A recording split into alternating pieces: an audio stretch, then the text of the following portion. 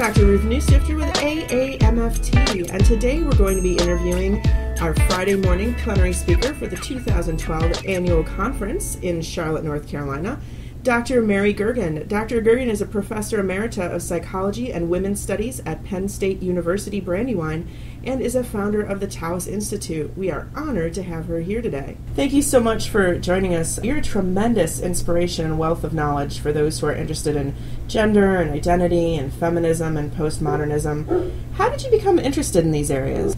Well, I was thinking about going back in time, and the feminist side was something that I can pinpoint back to the days when I was a car hop and a cook at a Dairy Queen drive-in when I was about 14 and 15 years old. And I told Julia, the other woman I was working with, the girl I was working with, that if the women of the world could just get together, we could actually change the world to suit our own preferences. And it just dawned on me that this was just a tremendous opportunity that women had if only we could get together and use it. So that was the earliest instigation. I grew up with a strong sense of myself as a person who could accomplish things, even though it was in a pretty sexist time. I think the worst example was when I was graduating from college and I was Phi Beta Kappa and doing, really well in school, and I went to an advisor and I asked him about future education, master's degrees and so forth, and he said, well, you're engaged, aren't you? And I said, yes. And he said, and you're Catholic, aren't you? And I said, yes. And he said, well, just go home and have your babies. Ooh. And that was so demeaning, and I have still carried a grudge these many years. But anyway, then I discovered all the sort of theoretical aspects of feminism and became very enamored with that. Then I also became involved in the postmodern movement. I would attribute that in part to living in the stagecoach station of social constructionism here, living with my husband, who is well known as one of the leaders of social constructionism, which is a positive form of postmodernism, I'd say. And I also took a seminar in graduate school, a philosophical seminar that had to do with the nature of science and the behavioral sciences. And it undermined the notion of the empiricist foundations of science, which also served me well in terms of combining a kind of constructionist / feminist identity in terms of scholarship. And that was a very interesting intersection, as I often write about. For folks who are new to thinking about gender in these ways and orientations to gender, can you give us a little primer about that? The typical broadly held view of science, a sort of unquestioned view of science, is that we observe and we think and we proclaim what is the case, what is the truth. Either we are looking for the truth, finding the truth, approaching the truth, but that there is some kind of truth that one can arrive at. And that's an empiricist view that uses various forms of observation, experimentation, survey work, just about any kind of qualitative and quantitative work, especially quantitative work, to discover the truth, so to speak. And most of the psychologists are kind of falling into that camp.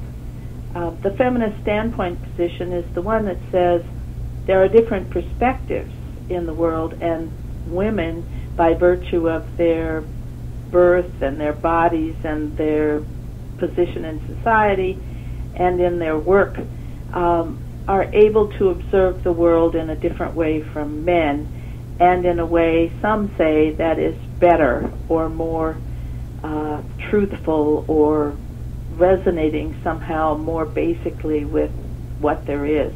Now, if you have this view that there are foundations and fundamentals, this is called an essentialist view.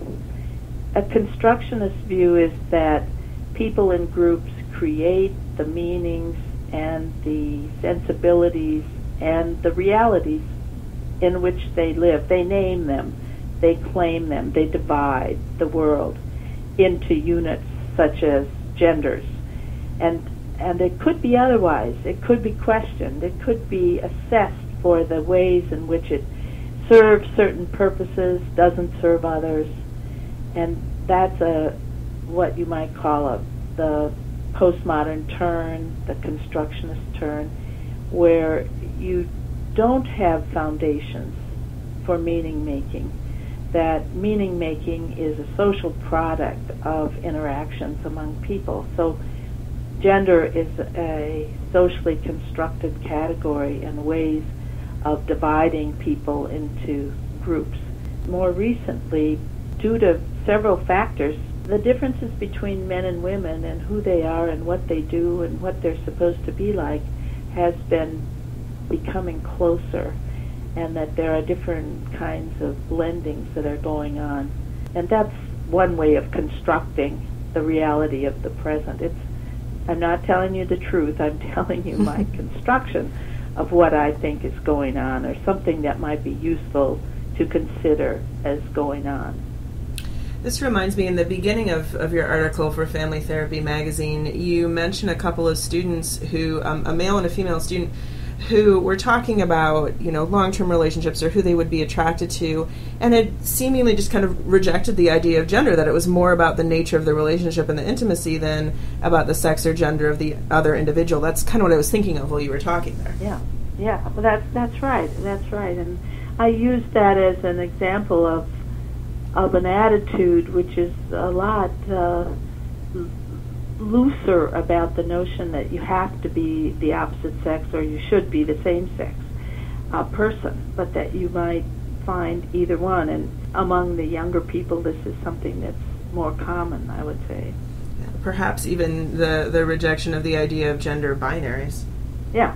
Mm-hmm. I mean, one could imagine just having people who are kind of on a continuum of attributes or characteristics or interests, and you just get away with it, especially among people who are now reproducing or not in diverse ways. Mm-hmm.